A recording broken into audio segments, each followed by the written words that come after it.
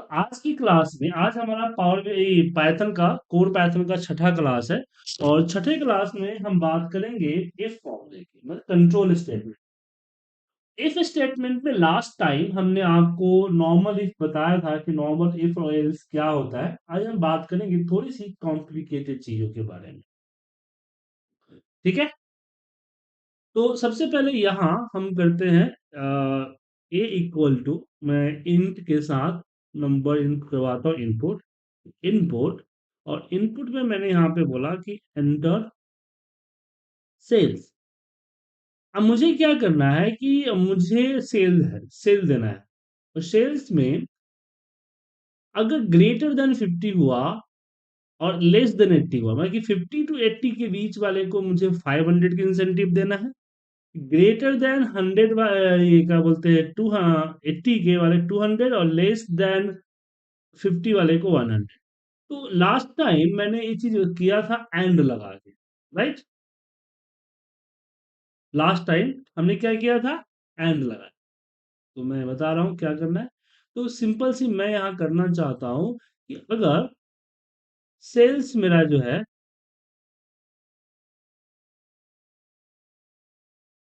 Sales अगर greater than 50 है और लेस देन 80 है, तो मुझे यहाँ पे 500 का इंसेंटिव शो करवाना है या देना, जो भी करना है। लेकिन अगर मान लीजिए जो सेल्स हमारा अगर लेस देन 50 हुआ, तो मुझे यहाँ पे 100 का इंसेंटिव देना है। और ग्रेटर देन 80 हुआ तो 200। वैसे ड्राइंग मेरी खराब है तो एडजस्ट कीजिएगा। ओके। तो लास्ट टाइम इसके लिए मैंने एंड का इस्तेमाल किया था। लेकिन एंड का इस्तेमाल या और का इस्तेमाल कब होता है, जब more than one condition with single result. But मुझे हर कंडीशन के लिए यहाँ पे अलग अलग रिजल्ट्स हैं। सो यहाँ पे हम इफ नहीं, नेस्टेड इफ का इस्तेमाल करेंगे, एक इफ के अंदर दूसरा इफ। तो यहाँ पे देते हैं कि if A is greater then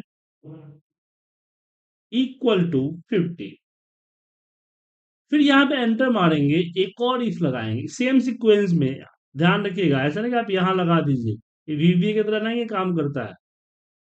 इसलिए इसी के नीचे आएगा इफ। और यहाँ पे हमें बोला कि ए जो है अगर लेस देन इक्वल टू 80 हुआ, देन एक वेरिएबल आर ले लेते हैं कि आर इक्वल टू 500 है, हाँ 500। उसके बाद एल्स जो है इस पार्ट का, तो हमने एल्स लिया।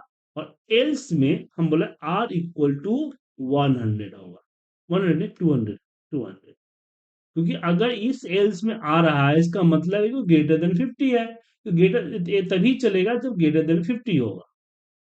उसके बाद मुझे एल्स इस वाले इफ का एल्स देना है, एल्स। और एल्स में यहां हमने बोला आर इक्वल टू 100। ठीक है। तो इस इफ के अंदर देखिए रहा इफ। तो ये पहला इफ कब चलेगा, जब ग्रेटर देन 50 है, अदरवाइज एल्स करेगा। देन दूसरा इफ चलेगा कब, जब लेस देन 80 होगा तो 500 देगा, नहीं तो क्या देगा, 200 देगा। तो हमने क्या किया कि एक इफ के अंदर एक और इफ को डाल दिया। क्लियर है। और फाइनली यहाँ पे रिजल्ट प्रिंट करते हैं कि print I N C equal to R. क्या बोल रहे हैं सर, आपके सामने कोड है, देखिए कोड देखिए, क्या दिक्कत आ रही है सर। क्या, कौन सा एल्स,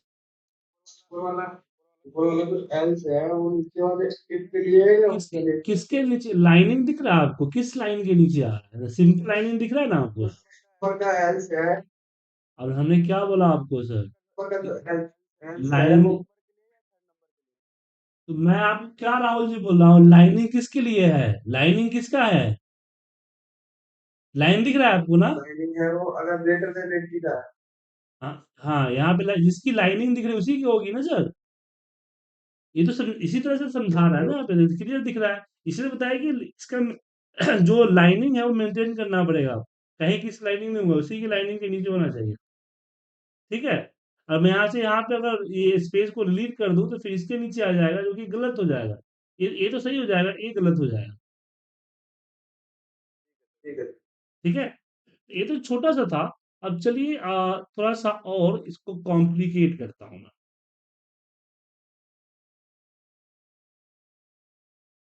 अब मान लीजिए कि मेरे पास एक यहाँ पे मैंने जो लिया है,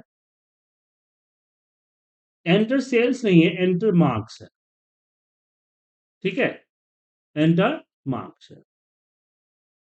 अगर यहाँ पे मार्क्स में अगर मान लीजिए कि मुझे देना है कि जितने यहाँ पे मैं सब्जेक्ट डालना चाहता हूँ, तो यहाँ पे सब्जेक्ट वन,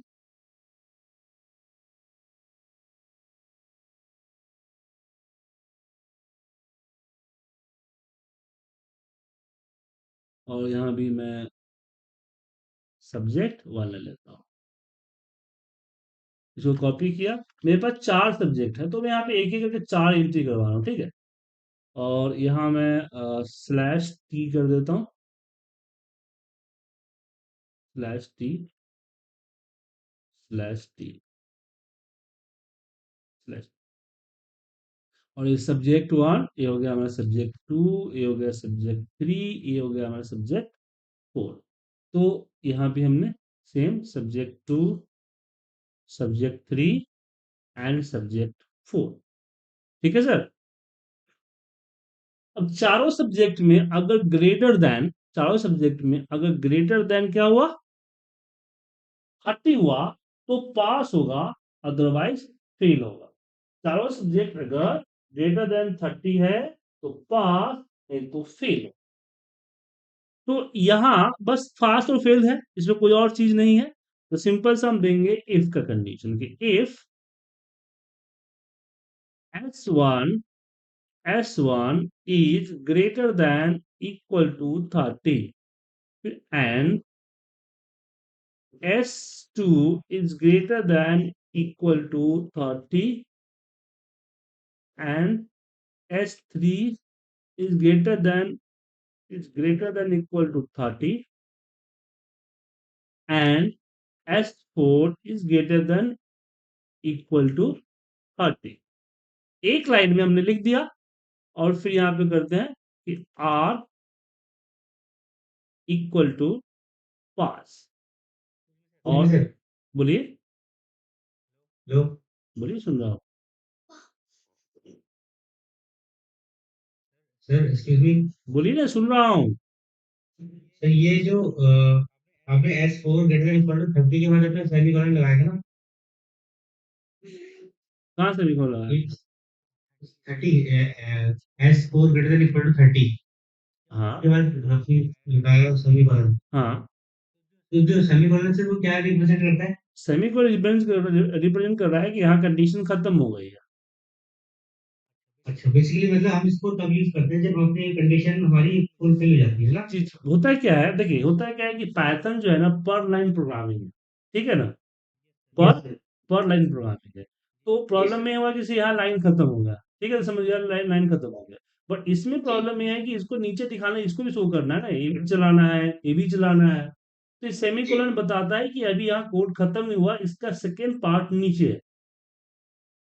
तो जी। लूप में, इसमें इसके बाद आपको क्लासेस में, फंक्शंस में हम ये चीजें लगाते हैं, जब इसके ऐसे प्रोग्राम जिसकी दो तीन लाइनिंग प्रो है, ऐसे प्रोग्रामिंग लाइन और प्रोग्राम जिसमें दो तीन लाइन ऐड करने हैं, वहां पे मैं लगा। सर एक्चुअली इसीलिए एरर एरर आता है मेरा, इसलिए मैं कंफर्म कर रहा हूँ। ठीक है ठीक, सर, थैंक यू। ठीक है ना। ध्यान रखिएगा, ये जी। लगाना जरूरी है। और दूसरी चीज, आप नहीं लगाएंगे तो देखिए अपने आप रेड हो जाएगा। रेड हुआ, रेड हुआ जी। जी। मतलब कि हाँ यहाँ चाहिए इसको। ठीक है। जी सर।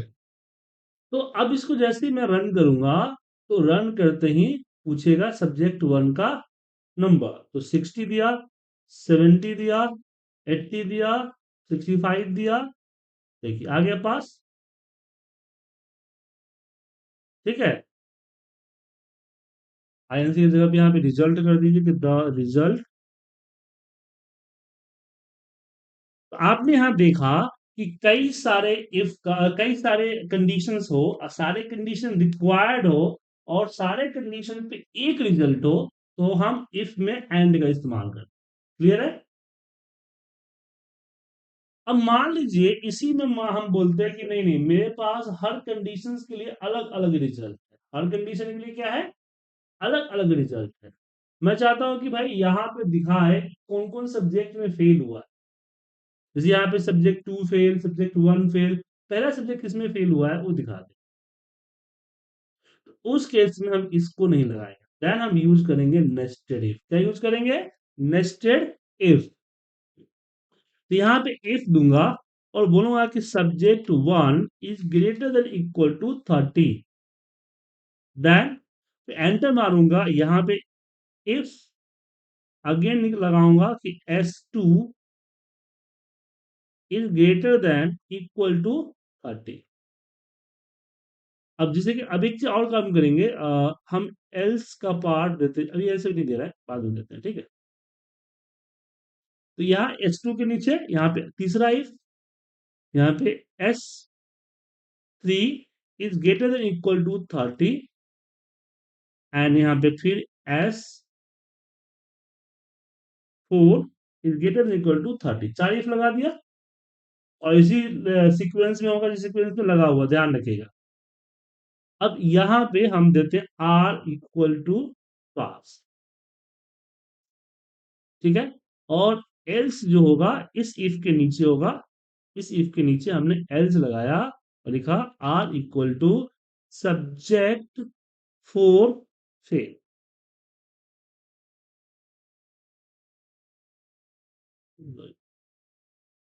ठीक है, एंटर प्रेस किया, back space, again back space और इसका एल्स डालेंगे, एल्स, और इसके नीचे लिखेंगे R equal to subject 3 fail.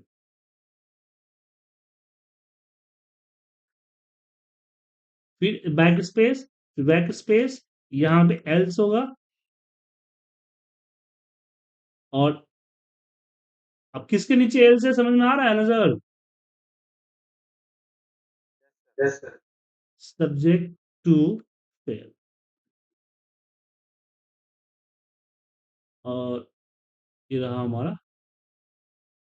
और एल्स के आगे भी आप कॉलन लगाएंगे, ध्यान रखिएगा, सेमी कॉलन नहीं, कॉलन है।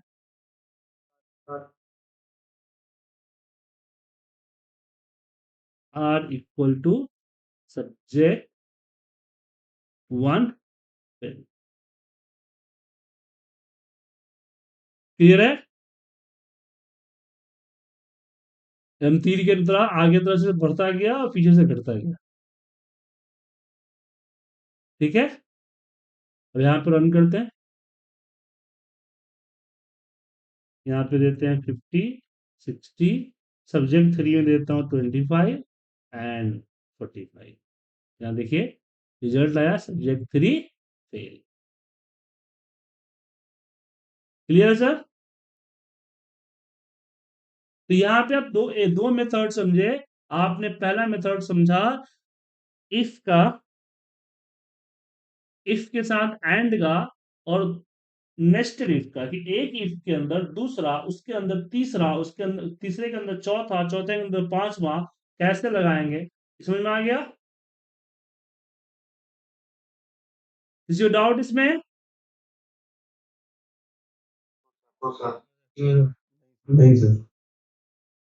तो हम, हाँ, अभी एंड मेथड तो मैंने बात कर ली, अब बात करते हैं और मेथड की, ठीक है, और मेथड।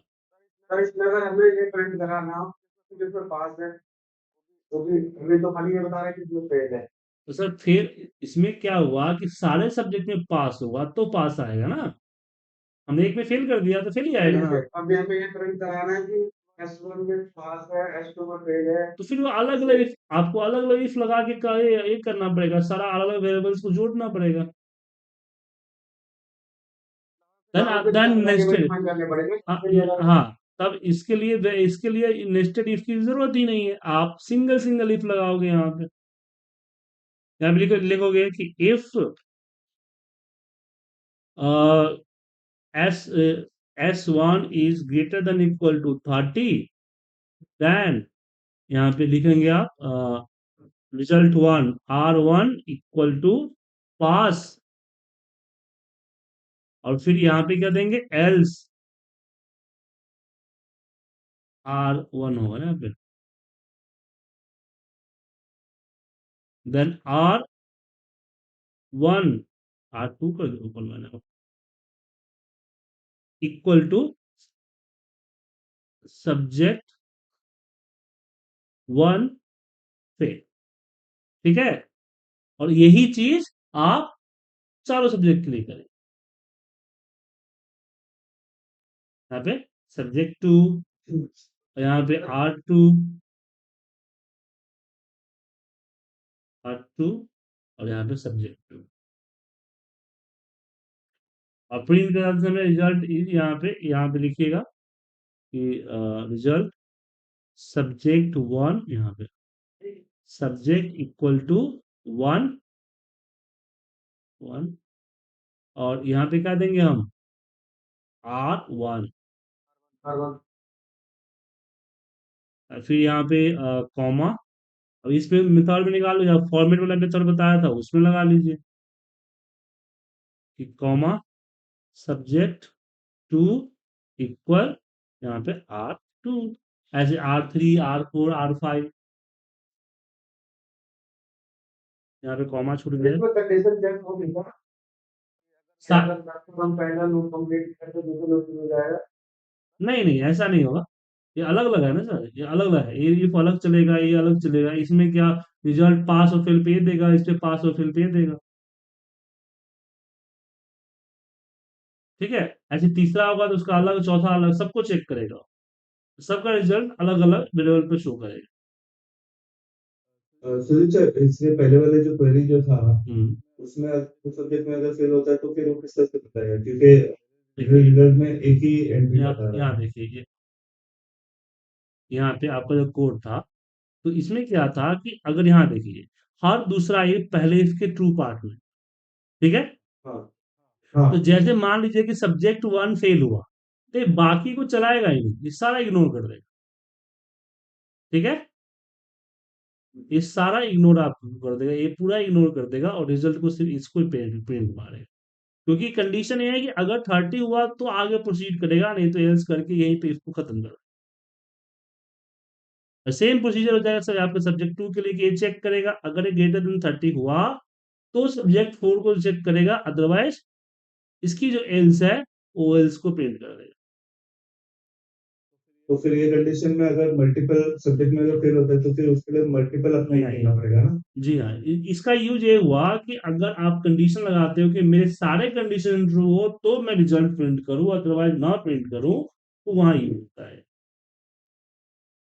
और हर कंडीशन हर हर इसमें होता है कि भाई मेरे पास पास करने का तो एक ही है कि मुझे एक ही बार पास करना है, बट मैं फेल 4 बार करना, अलग अलग एल्स का अलग अलग रिजल्ट आना चाहिए, बट ट्रू का एक रिजल्ट होना चाहिए, ओके। समझ में आया। और आपको हर कंडीशंस के लिए अलग ट्रू अलग फॉल्स देना है, देन आपको इस वाला मेथड यूज करना है कि हर कंडीशन को अलग अलग रीप से चेक करना होगा, ठीक है। यहाँ क्योंकि आप हर सब्जेक्ट को अलग अलग रिजल्ट देना चाहते हैं ना, तो यहाँ पे आपको हर चीज हर कंडीशन को चेक करना है, और उसका हर कंडीशन का ट्रू पार्ट फॉल्स पार्ट आपको रखना है, तो उस केस में इसका इस्तेमाल, क्लियर है सर। यस। तो आगे बढ़े,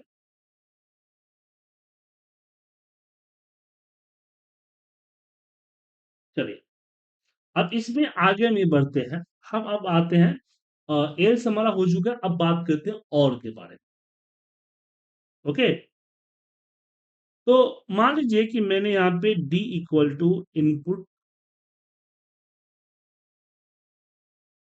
इनपुट और यहाँ पे बोला कि एंटर डे स्लैश, तो यहां पे कंडीशन हुआ कि इफ अगर डी इक्वल टू सैटरडे, तो क्या हो? अच्छा, इसमें डबल लगेगा, इक्वल में डबल लगता है। एंटर किया तो मुझे यहाँ पे और लगाना, एक कंडीशन और, सैटरडे हो और अगर डी इक्वल टू संडे हो, तो मुझे यहाँ पे अपना ऑफिस का status F equal to of show करना है, वीकेंड शो कर दीजिए, वीकेंड शो करना है, वीकेंड। ठीक है, अब यहाँ पे हम एल्स लेते हैं, F equal to week day. ठीक है, और यहाँ पे print the days, day is, और स्पेस देके यहाँ पे कॉमा हम एफ ले लेते हैं। तो यहाँ पे और क्या मेथड हुआ, राइट, कि अगर मैं ये, एक मिनट, इनवैलिड दिखा रहा,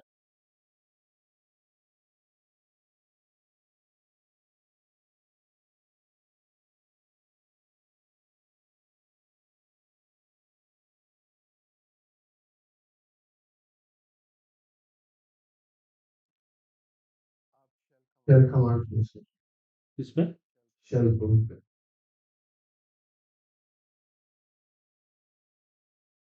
सैटरडे संडे, लाइन वन में दिक्कत दिखा रहा है, लाइन वन तो ठीक है, इन किया हुआ है एडजस्टमेंट। हाँ इसको उसमें कन्वर्ट की। हाँ ये सैटरडे चीज तो है एस टी आर में बाई डिफॉल्ट तो एस टी आर स्ट्रिंग। ही है, बाई डिफॉल्ट तो एस टी आर ही है। हाँ हाँ स्ट्रिंग देते हैं। नहीं नहीं, कोई दिक्कत नहीं हो ये। मगर आप शेल शेल प्रॉम्प्ट पे हो सर शायद, ये देख रहे हो थ्री वो आ रहे हैं, तीन थ्री एरो आ रहे हैं नीचे। ओ हाँ,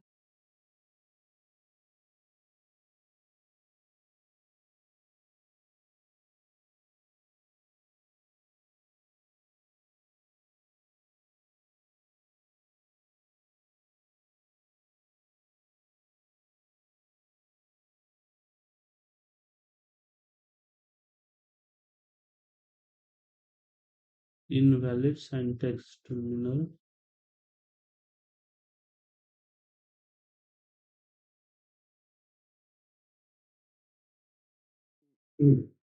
टर्मिनल में जाइए, हम्म, राइट हैंड साइड में बिल्कुल जो बॉटम में पाइथन पाइथन लिखा हुआ है उसको डिलीट कर दीजिए। हाँ वन बाय वन डिलीट। अच्छा हाँ हाँ, हाँ, अब सही, अब रन होगा। ये सारे डिलीट कर दीजिए फिर रन कीजिए। हाँ हो गया। अब यहाँ पे मान लीजिए मैं डाल देता हूँ संडे, तो रिजल्ट क्या आया, वीकेंड। ठीक है सर,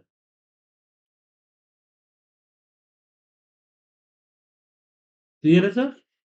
लेकिन इसी में अगर मान लीजिए थोड़ा सा कॉम्प्लिकेट करता हूँ, कॉम्प्लिकेट में हुआ कि भाई संडे जो मेरा है वो क्या है, संडे मेरे पास जो है वो ऑफ होगा, लेकिन सैटरडे हाफ डे हो। तो यहाँ पे क्या हुआ कि मेरे पास रिजल्ट चेंज हो गए,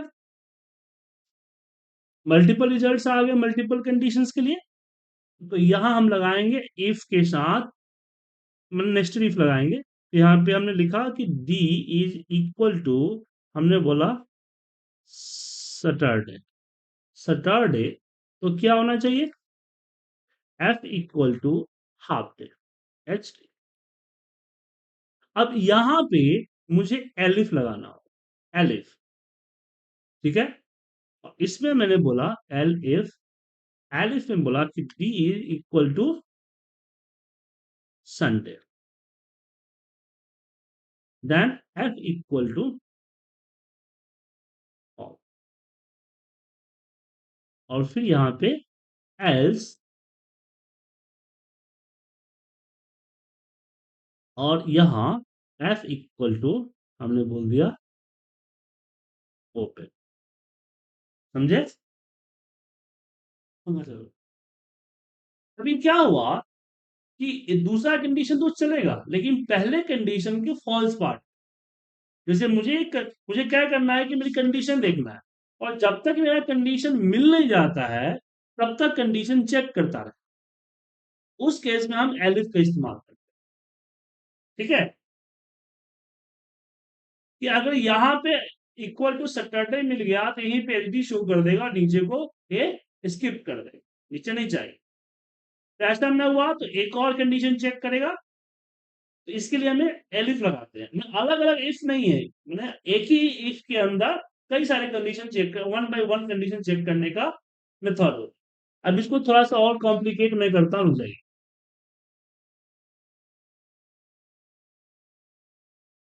ये समझ में आ गया ना आप लोगों को? Yes sir.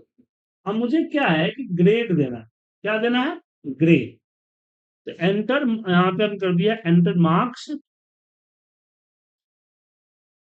और मार्क्स हमारा नंबर है तो इसको क्या करेंगे, इंट में कन्वर्ट, इंट और ब्रैकेट ओपन और यहां से क्लोज कर दिया। अब मुझे यहाँ पे यह है कि मेरा अगर 40 के नीचे 0 to 40 हुआ तो क्या देना है, सी ग्रेड। 40 to 80 को बी ग्रेड, और 80 to 90 को, 80 to 100 को ए ग्रेड, अदरवाइज फेल। ठीक है? तो देखिए यहां लगाएंगे if D equal to, D माफ कीजिए, D is less than equal to 40, then यहाँ पे एफ कर ऐसे लेता हूं, एफ इक्वल टू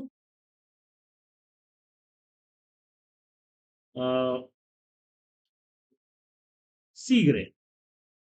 फिर दूसरा कंडीशन चेक करना है तो यहाँ पे लगेगा एलिफ। एलिफ के अंदर हम यहाँ पे लिखेंगे, एलिफ कंडीशन देना होता है कि D is greater than equal to, less than हो, सब लेस देन चलेगा सर, नीचे से ऊपर की तरफ, 80, देन एफ इक्वल टू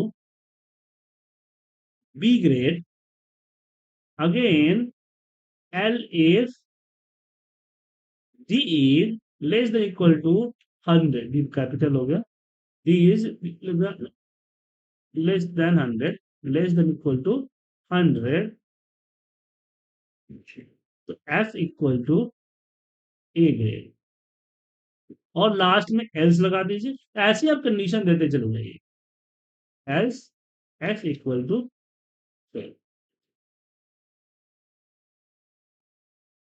समझे?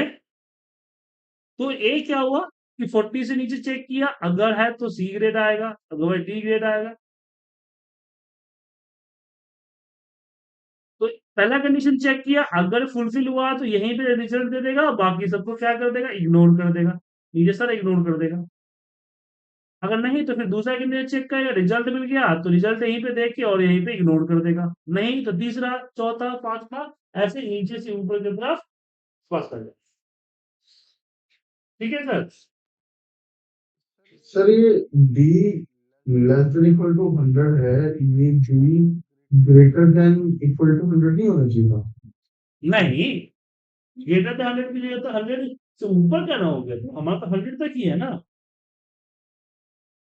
अच्छा अच्छा ठीक है। लेकिन सुनिए, ये मेन किस केस केस में डेट करेगा? क्या बोल रहा है? मेल किस कंडीशन में प्रिंट करेगा? प्रिंट करेगा नहीं, समझे, जो एफ के ऊपर रिजल्ट होगा उसको प्रिंट करेगा। एफ के ऊपर जो स्टोर क्या होगा, जैसे हमने पहली कंडीशन ये थी लेस देन 40 होगा, लेस देन मतलब 0 भी हो सकता है, 40 से लेस देन, हाँ तो वो सी प्रिंट जी, करेगा ना। जी हाँ, जी हाँ, लेस देन 40 है, लेस देन इक्वल टू 40 है, अगर हम 0 भी देंगे तब भी वो सी प्रिंट करेगा ना जी बिल्कुल। हाँ, माइनस में देंगे फिर भी सी प्रिंट करेगा। आप चाहते हैं ऐसा ना हो तो ऊपर एक कंडीशन लगा दीजिए, जैसे मैं चाहता हूँ कि भाई 5 से नीचे वाले को फेल होना चाहिए, ठीक है, 5 to 40 के बीच होना चाहिए, तो यहाँ पे एक और कंडीशन हो जाएगा, if D is less than equal to 5, then F equal to fail, ठीक है। और फिर यहाँ पे एलिफ लगा दीजिए, हो गया। तो 5 से नीचे आएगा उसको फेल देगा, उसके बाद 5 से लेके 40 के बीच में आएगा तो सी देगा। बोले 5 से 40 कैसे हुआ? एलिफ चलेगा तभी जब 5 से ऊपर होगा, 5 से नीचे होते ही ये शो करके इसको ये सारा इग्नोर कर देगा ना सर, नहीं चलेगा, बाहर आ जाएगा। बट ये एल्स वाला जो फेल है हमारा, हाँ, ये अगर मान ये लीजिए कैसे कि काम करेगा? ये काम करेगा, जैसे कोई नंबर आ गया, कोई करेक्टर आ गया, या फिर 100 से ऊपर आ गया तो फेल पे जाएगा। हालांकि इसको यहाँ लगाने का कोई तुक नहीं है, लेकिन क्या है ना कि मान लीजिए कुछ अलग करेक्टर डाल दिया, कुछ और चीज डाल दिया, डालना कुछ और था, डाल कुछ और दिया, तो उसी रेंज में फेंक देगा उसको। ठीक है,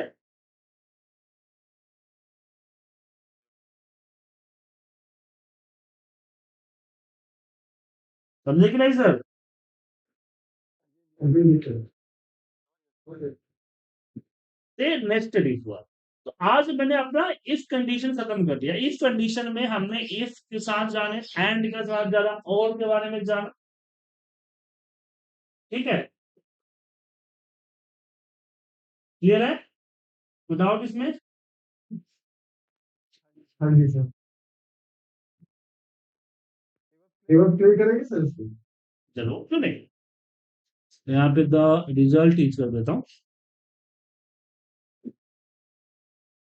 देखिए रन किया, यहाँ से पूछा मार्क्स, मार्क्स में मैं 45 डाल दिया, एंटर कीजिए, रिजल्ट बी आ गया। चलिए एक बार और रन करते हैं। मैं यहाँ पे द मार्क्स जो है, मान लीजिए मैं 95 डालता हूँ तो ए आया। अब मान लीजिए कि मैंने रिजल्ट में डाल दिया 35 तो सी आया। मान लीजिए रिजल्ट में हमने डाल दिया -90 तो फेल आया। और मान लीजिए कि मैंने यहाँ पे डाल दिया कोई करेक्टर डालते हैं तो यहाँ पे ए एरर आया। तो आगे मैं एरर हैंडलिंग बताऊंगा कि अगर एरर आया तो ऑटोमेटिकली वो फेल कर देगा, जैसे कुछ और, ठीक है, आगे एरर हैंडलिंग बताऊंगा। यहाँ समझ में आ गया। अब टाइम आता है कुछ क्वेश्चंस को सॉल्व कर, क्या तुम्हें तो पता चलेगा ना इफ कैसे यूज किए हो। और हाँ, ध्यान रखिएगा, इफ के बगैर कुछ नहीं कर सकते आप। किसी भी प्रोग्रामिंग लैंग्वेज की नींव होती है इफ। अगर आपने इफ को सही से वर्क नहीं किया तो समझ लीजिए कि आपको बहुत मुश्किल हो जाएगी, क्योंकि कंट्रोल लॉजिक जो है हमारा इफ के ऊपर ही चलता है,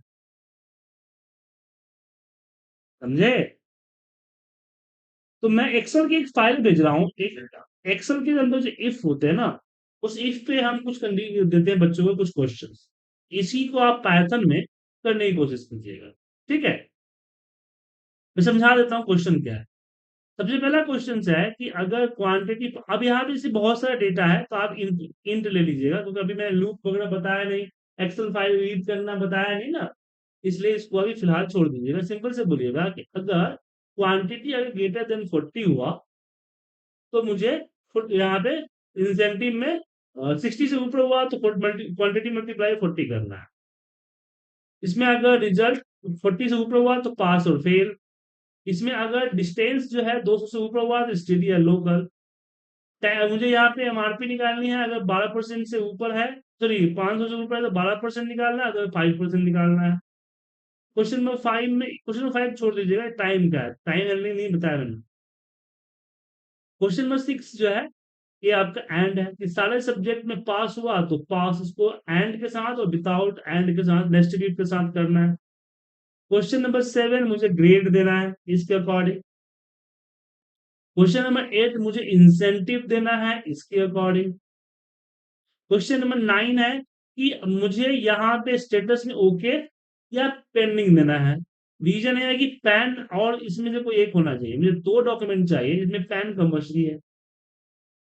क्वेश्चन नंबर 10 में मुझे यहाँ पे इंसेंटिव कैलकुलेट करना है, लेकिन इसके अकॉर्डिंग अगर 0 to 40 हुआ तो 20 रुपये मिलते, 35 किसी ने सेल किया, 10 35 मल्टीप्लाई बाई 20।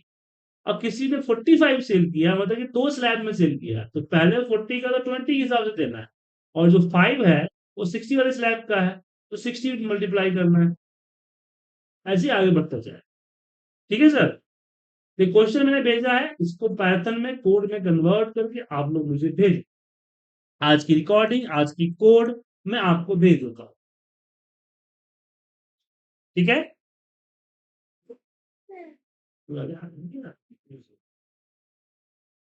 चलिए।